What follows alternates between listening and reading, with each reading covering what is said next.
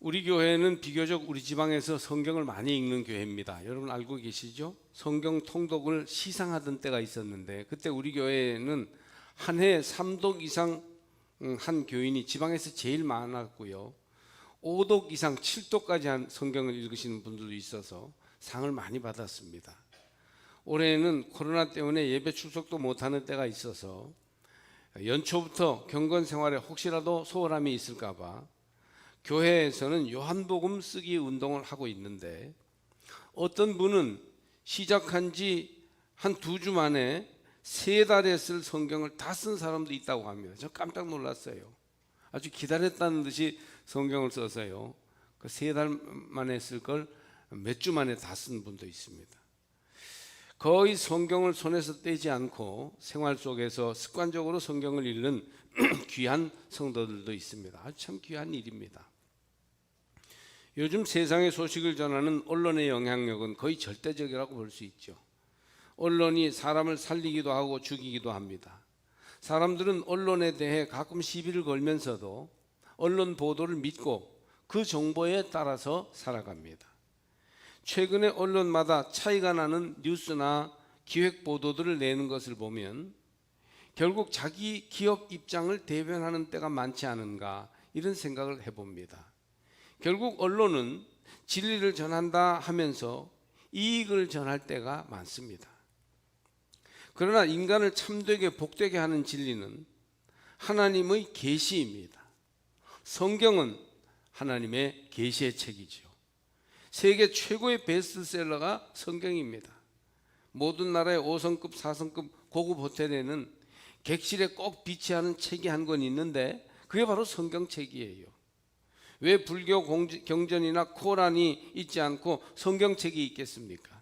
성경이 가장 영향력 있고 중요한 책이기 때문입니다. 요즘 겨울철이면 지방에서 주관하는 사경회가 있곤 하는 때이죠. 한국교회는 교회가 연합하여 한 주간 동안 같이 생활하면서 성경을 공부하던 사경회 전통이 있습니다. 아주 자랑스러운 전통이죠. 저는 지방교육부 총무를 2번 했는데 그때 사경회를 살려보고자 굉장히 애를 썼습니다.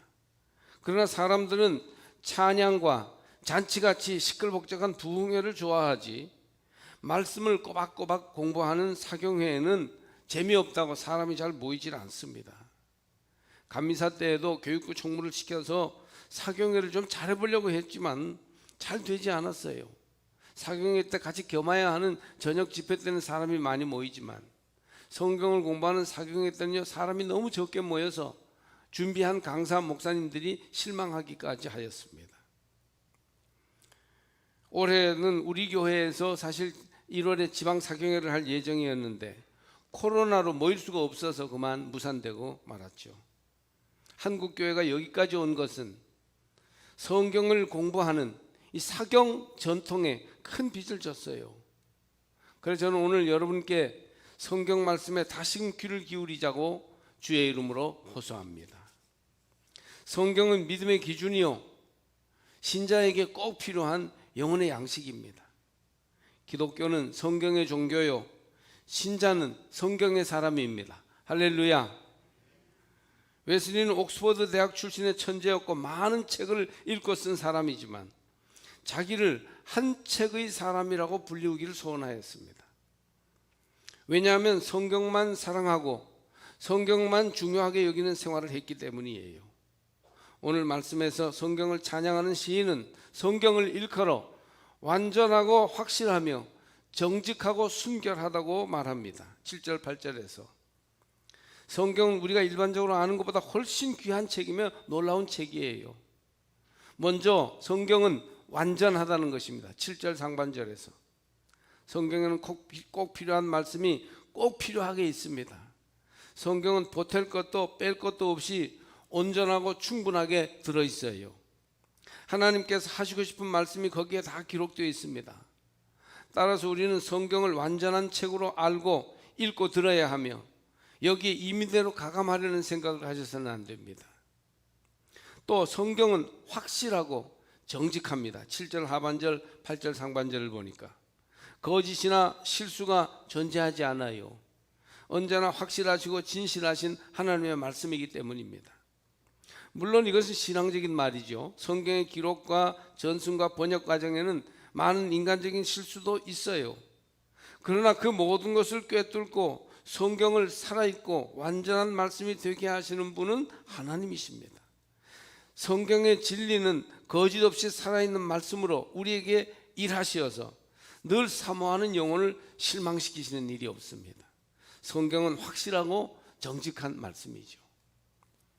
또 성경은 8절 하반절을 보니까 순결한 주의 말씀이에요. 순수해요. 성경은 우리 귀에 쏙 들어오고 굉장한 능력으로 감동시키며 고꾸라뜨리게 만드는 위대한 설교도 많지만 성경만큼 순수하게 하나님을 보여주고 성경만큼 주의 뜻을 그대로 증거하는 말씀은 없다는 것이죠.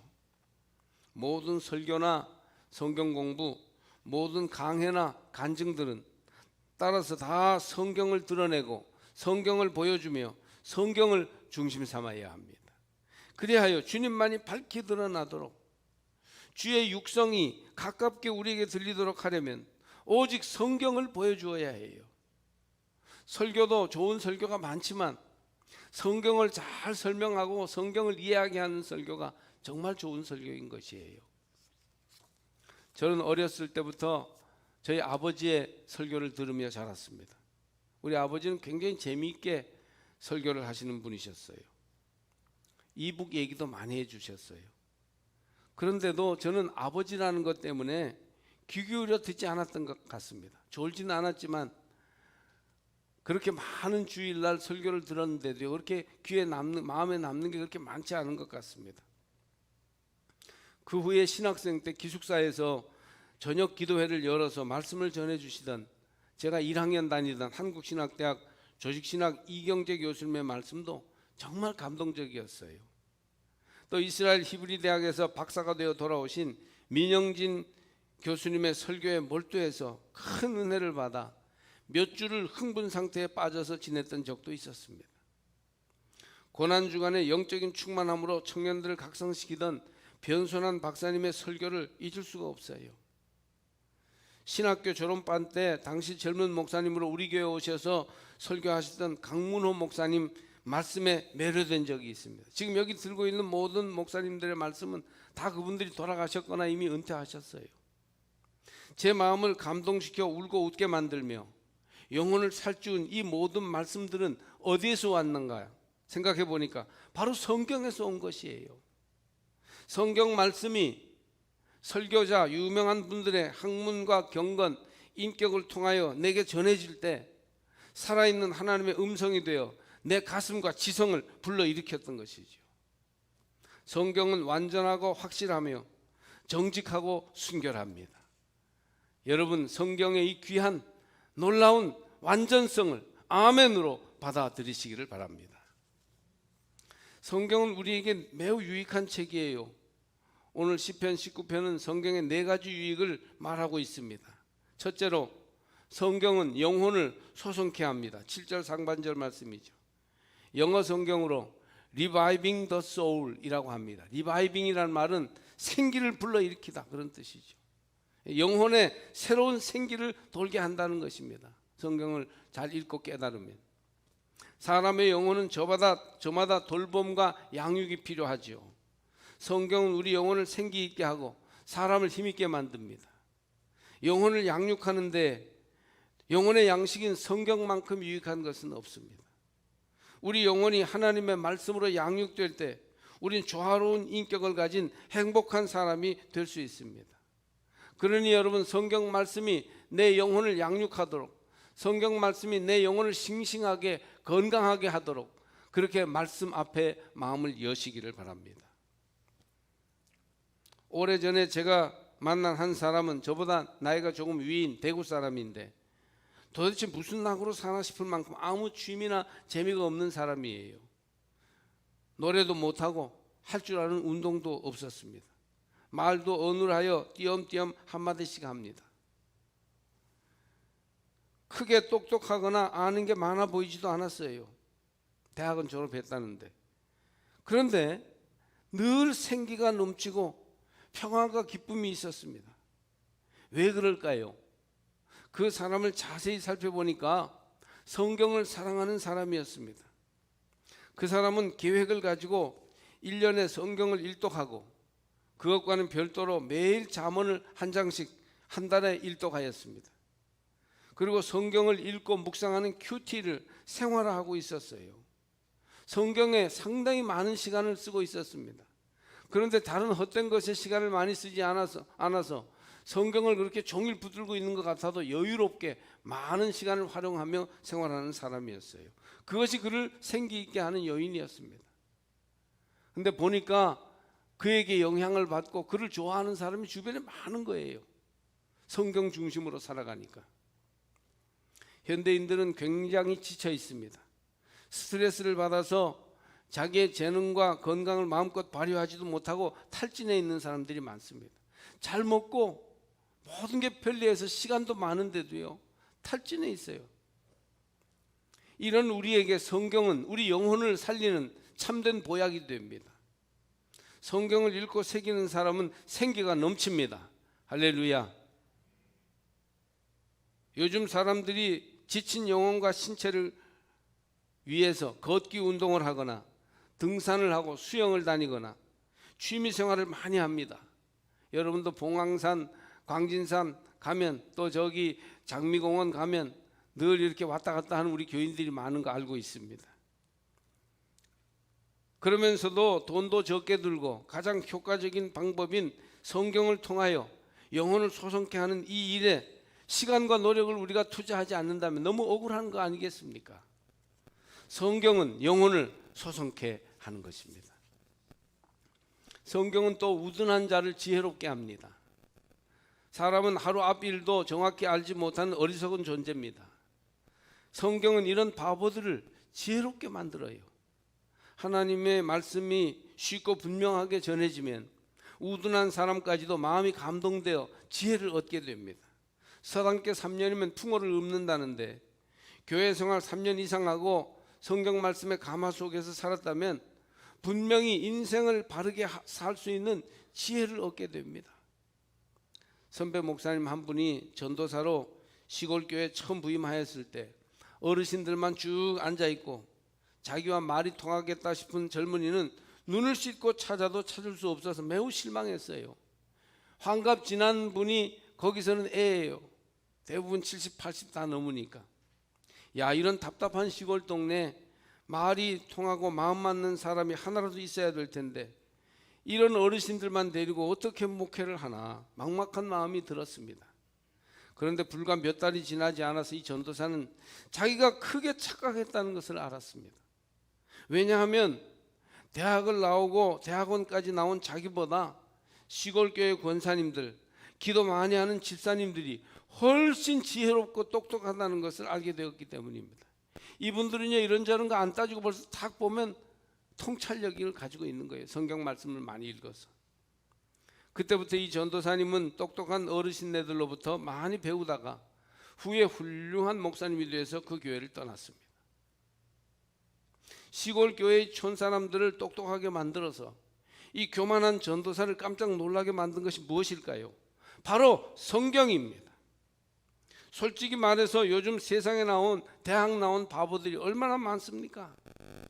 성경을 많이 읽고 배우면 세상 이치에 정통하고 인간의 삶에 꼭 필요한 지혜를 얻게 되어 행복으로 가는 길이 무엇인지를 알게 됩니다. 그러니 대학 졸업한 학박사보다 더 지혜롭게 똑똑하게 세상을 살게 하는 것이죠. 단언컨대 성경 박사가 철학 박사, 물리학 박사보다 훨씬 낫습니다. 여러분은 성경을 통하여서 지혜롭게 가르침을 받아 말 한마디라도 좀 지혜롭게 하며 이 복잡한 세상을 이기고도 남음이 있으시기를 바랍니다. 세 번째로 성경은 마음을 기쁘게 합니다. 옛 성현은 아침에 진리를 깨달으면 저녁에 죽어도 좋다. 조문도이면 석사가인이라 이렇게 말했어요. 공자 말씀이죠. 하나님의 말씀을 깨달을 때의 기쁨은 어디에 비길 수 없습니다. 성경을 통해서 하나님이 어떤 분이시며 인생은 무엇이고 어떻게 살아야 바로 사는가를 발견할 때 우린 존재의 기쁨을 얻습니다. 진리를 발견할 때 존재가 약동하는 거예요. 이 기쁨을 세상의 쾌락과는 비교할 수 없죠. 여러분 그런 기쁨을 누려보셨습니까? 교회 생활하면서 매주마다 진리를 발견하는 기쁨을 얻으시기를 축복합니다. 한때 유명한 교회를 세우고 많은 사람들에게 감화를 끼치며 기독교 TV에 나와서도 좋은 말씀 많이 하셨던 목사님 한 분이 계시는데, 그가 한때는 인생의 낙오자처럼 진리를 찾기 위해 방황하던 젊은 시절이 있었습니다. 그러다가 어찌어찌 학교 선배님으로부터 성경 공부를 하게 되었는데, 바로 에베소서 2장 8절을 공부하면서 사람의 공로나 노력으로 구원받는 게 아니고 인간의 구원은, 죄로부터의 구원은 하나님의 은혜로, 하나님의 절대적인 그런 역사하심으로 이루어진다는 진리를 깨닫게 됩니다. 이때 얼마나 마음이 기쁜지 그 무엇으로도 형용할 수 없었다고 합니다. 잠이 안 올 정도로 기뻤답니다. 존재가 약동한 것이지요. 이 기쁨은 세상의 쾌락과는 비교할 수 없는 기쁨이에요. 여러분 모두가 이 기쁨을 사모하시기 바랍니다. 성경 말씀이 마음에 기쁨을 주기 시작하면 계속 기쁨이 충만해져요. 그러나 성경 말씀의 달콤한 맛을 모르는 사람은 평생 그렇게 교회 생활하면서도 말씀과는 담을 쌓고 지내니까 얼마나 손해가 많습니까? 저는 청년 시절에 다니던 교회에서 소그룹으로 성경 말씀을 공부했는데, 제가 목사의 아들로 어렸을 적부터 자랐지만 그때 말이죠, 말씀이 주는 기쁨을 알게 됐어요. 그 모임이 그렇게 재미있고 행복할 수가 없었습니다. 사모하게 되었어요. 그래서 어떻게 하면 그 모임에 가서 또 말씀을 나눌까, 이걸 생각하게 되더라고요. 지금 생각해 보면 그것이 바로 성경을 통해 알게 되는 기쁨이 아니었나 싶습니다. 무엇라 뚜렷이 설명할 수는 없어도 성경을 읽고 배우면 기쁨이 생깁니다. 기쁨의 강이 우리 마음에서 흘러요. 사랑하는 여러분, 올해는 속회나 선교회에서 여러분에게 성경 말씀으로 기뻐할 일들이 많이 생기시기를 축복합니다. 속회 가니까 말씀이 주는 기쁨이 있어. 가슴이 벅차올라. 존재의 기쁨을 느끼겠어. 얼마나 행복한 교회 생활이 되겠습니까? 요즘 코로나 때문에 예배 나오기 어려워서 새벽 기도회를 영상으로 말씀을 들으면서 오히려 더 은혜가 돼서 새벽 시간에 기쁨이 충만하다고 간증하는 사람의 얘기를 들었습니다. 정말 좋은 일이에요. 그게 뭐 누가 말씀을 전해서가 아니고 우리가 마음을 열고 새벽 시간에 말씀 앞에 앉을 때 하나님이 주시는 기쁨이지요. 말씀에 집중하여 성령의 도우심으로 깨닫게 되면 무엇이라 비교할 수 없는 하늘의 기쁨이 있는데, 이것은 마귀도 빼앗을 수 없는 찐 기쁨이에요. 이 기쁨을 얻기 원하지 않으십니까? 마음을 기쁘게 하는 성령의 은혜를 간절히 사모하시기 바랍니다. 네 번째로, 마지막으로, 성경은 눈을 밝게 합니다. 눈을 밝게 해요. 나이가 들면 누구나 노안이 오지요. 그건 피할 수 없습니다. 극복해 보려고 루테인이나 좋다는 것을 찾아 먹게 됩니다. 중요한 것은 우리의 영적 눈이 밝아져야 하는데 영적 눈이 흐려지고 어두워지고 있다는 것이죠. 여러분 모두가 더 밝은 마음 눈을 가지시기를 축복합니다. 우리는 영적으로 어두운 세상에 살고 있어요. 욕심과 쾌락이 우리의 눈을 어둡게 합니다.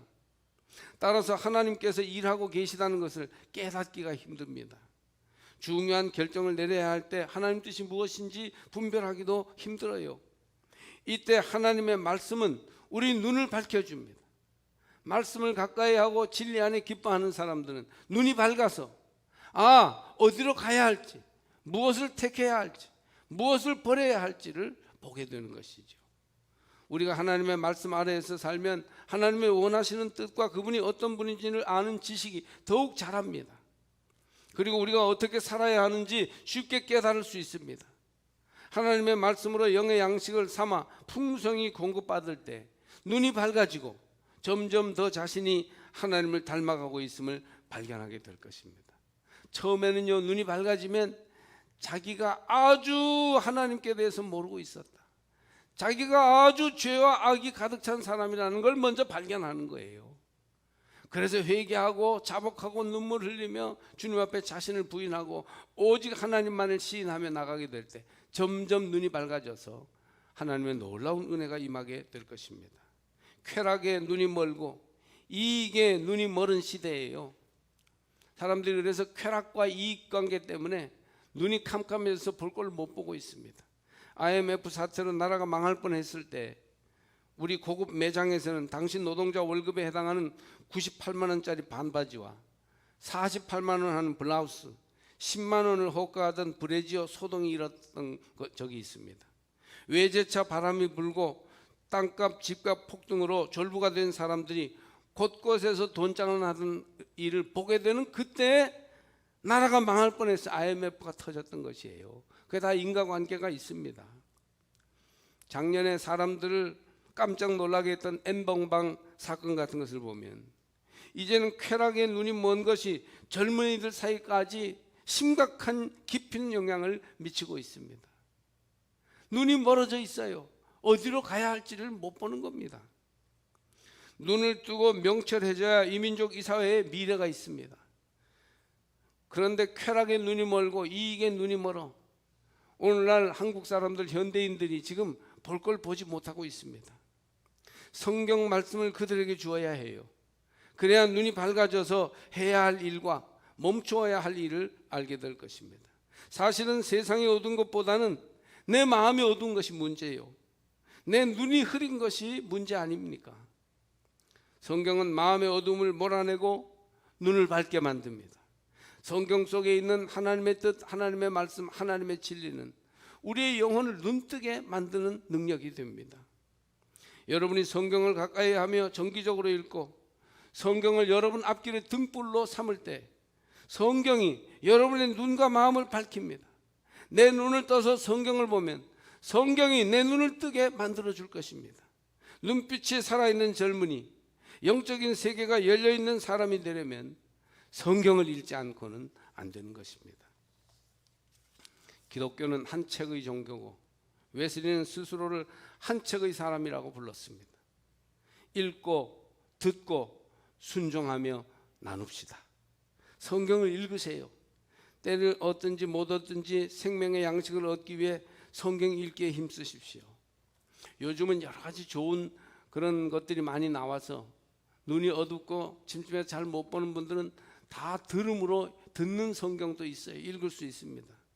성경 읽기에 계획을 세우고 규칙적으로 읽어야 합니다. 통독을 해나가되 때로는 정독을 겸하여 하십시오. 요즘 스마트폰 성경 읽기 어플로 성경을 읽으니까 참 편하고 좋다는 권사님들이 있는데 좋은 방법이에요. 성경 끼고 다니기 힘드니까 스마트폰은 항상 가지고 다니니까 조각 시간에 어디서든지 성경을 좀 읽고 다시 듣고 이렇게 성경과 함께 할 수 있지 않습니까? 또 하나님의 말씀을 열심히 들으십시오.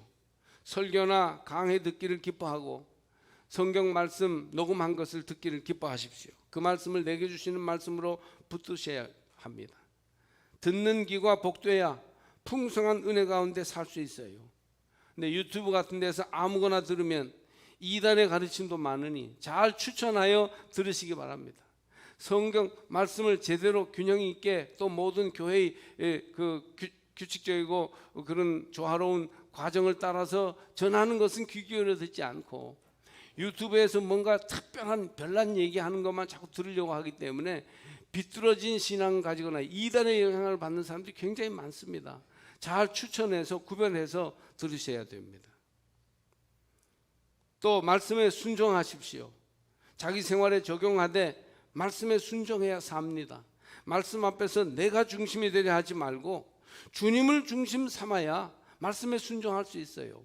많은 분들이요 항상 나를 내 자아만 너무 내세웠기 때문에 말씀 앞에서도 자기를 주장하는 거예요. 그래서 말씀에 순종하지 않고 말씀이 자기에게 순종하기를 바라서 아주 자기 멋대로 해석하는 경우가 있습니다. 안 될 일이에요. 하나님 중심으로 말씀을 읽어서 말씀에 순종하셔야 합니다. 또 받은 바 말씀의 은혜를 나누시기를 바랍니다. 말씀은 다른 사람들과 나눌 때 더욱 풍성해집니다. 속회 공부하면 꼭 나누셔야 돼요. 그 말씀을 잘 귀 기울여 듣고 말씀의 뜻을 새기고, 그리고 받은 바 은혜를 나눌 때 실질적으로 하나님의 능력이 나타나게 됩니다. 작은 감동을 자꾸 나누면 커지고, 한 번 받은 감동을 나누는 동안 많아질 수 있으니, 여러분 말씀이 충만하지 않다, 말씀의 은혜가 다가오지 않는다 하지 말고 나누며 사시기를 바랍니다. 한국 교회는 좀 죄송한 말씀이지만 아직 멀었어요. 이렇게 지금 한국 교회가 세상으로부터 비난받고 오해받는 것도 우연한 일이 아니에요. 말씀으로 돌아가야 합니다. 말씀을 깊이 마음을 쏟아 들어야 합니다. 말씀이 우리를 채우고 말씀이 살아나며 말씀으로 땅끝까지 달려갈 수 있도록 여러분 말씀에 더욱 시간을 쏟으시기 바랍니다. 30년 전만 해도 사경회에 사람들이 모이고 배우기에 열심히 해요. 제 목회 시작할 때 실제로 원주에서 목회했는데, 저 부런 문막에서 말이죠, 차 타고 와서 일주일 동안 합숙하면서 사경회 했어요. 30몇 년 전입니다. 그런데 요즘 잔치성 대회, 찬양 집회, 무슨 간증, 뭐 유명 연예인들 무슨 시간, 이런 거 치중하느라고 성경을 체계 있게 배우는 것을 따분하게 여깁니다. 그리스도인은 성경 말씀으로 돌아가야 합니다. 꾸준하게 그렇게 말씀 앞에서 성실하게 한 걸음 한 걸음 나가다 보면 하나님이 놀라운 은혜와 복을 내려주십니다. 성경을 읽고 듣고 순종하며 나눕시다. 돌아보면 저 같은 목회자라도 뭔가 조금이라도 좋은 점이 있다면 그것은 거의 전적으로 성경 말씀의 감화를 받았기 때문이고, 제게 부족함과 허물이 많은 것은 그도 또한 거의 전적으로 말씀을 읽고 듣고 쓰고 배우는 또 연구하는 일에 소홀하였기 때문입니다. 교회 생활하면서 성경 읽고 성경 배우는 것만큼 수집하는 것이 없어요. 성경을 읽으니 영혼이 소성케 되고 지혜롭게 되며 마음이 기뻐지고 눈이 밝아져서 좋습니다. 금 곧 많은 순금보다 더 사모할 것이며 꿀과 송이꿀보다 더 달 것이라. 올해 성경 말씀과 함께 그리스도의 몸 변화된 교회를 이루어 가시기